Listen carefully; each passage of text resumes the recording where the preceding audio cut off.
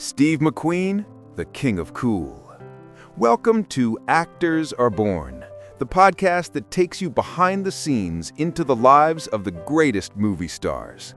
Today we turn the spotlight on an icon of style, a rebel with a heart of gold, an actor who embodied the essence of cool, Steve McQueen.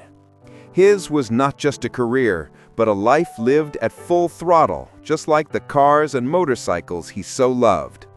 A reckless life, as the Italian singer Vasco Rossi sang, who was inspired by him for his famous song.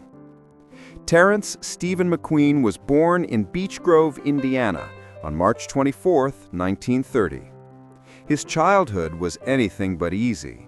The son of a circus biplane pilot who abandoned the family, young Steve grew up between his uncle in Missouri and his mother in Los Angeles. A turbulent adolescence led him to join a street gang, and at just 14, he ended up in a correctional facility. It was a difficult period that forged his indomitable character and his thirst for freedom. A curious anecdote from that time is that he attempted to escape from the Reformatory 5 times.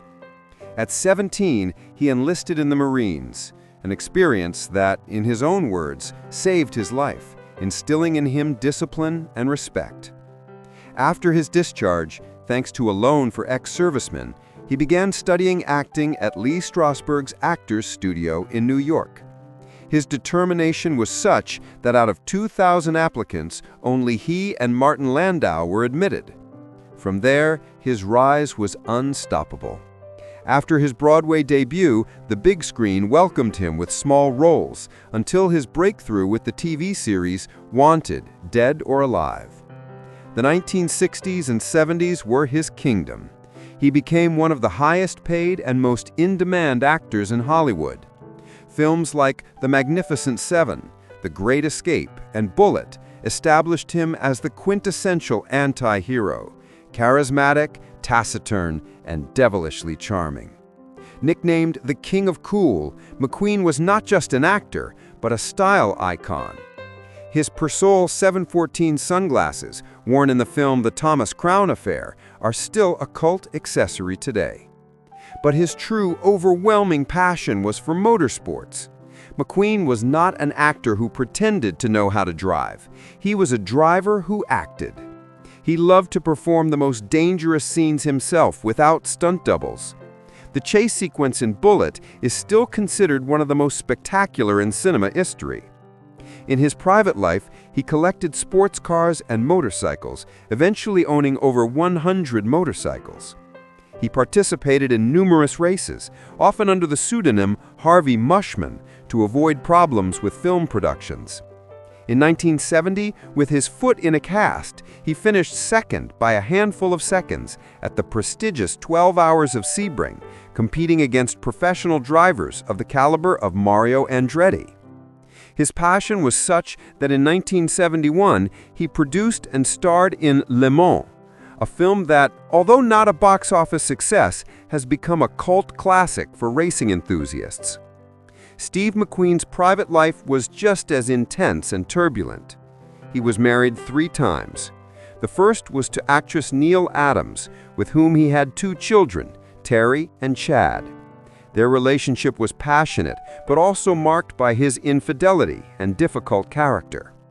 The second marriage, to actress Ali MacGraw, whom he met on the set of The Getaway, was overwhelming and stormy. Their love story captured the world's imagination, but it ended in divorce in 1978. A few months before he died, he married model Barbara Minty. A dramatic event profoundly marked his life. On August 8, 1969, McQueen was supposed to have dinner at Sharon Tate's house, but a last-minute engagement saved his life. That night, the actress and her friends were brutally murdered by Charles Manson's family. Shaken by the event, McQueen began to carry a gun with him for protection at all times. Another interesting fact concerns his friendship with martial arts master Bruce Lee. McQueen was not only his student, but also a great friend, so much so that he was one of the pallbearers at his funeral. McQueen's career slowed down in the second half of the 1970s. His last appearance on the big screen was in 1980 in The Hunter. In the same year, he was diagnosed with mesothelioma, a rare and aggressive cancer linked to asbestos exposure, a material he had come into contact with during his military service and perhaps also from wearing racing suits. Despite the illness, he fought with the tenacity that characterized him, seeking alternative treatments in Mexico. He died on November 7, 1980, at the age of 50, following a heart attack after surgery. His ashes were scattered in the Pacific Ocean, as was his wish. Steve McQueen left us an unforgettable filmography and the image of a man who lived life without compromise, following his passions until his last breath. A rebellious icon, an actor of crystalline talent, a man who embodied the dream of freedom for entire generations. Actors Are Born ends its journey into the life of the King of Cool. Thank you for listening.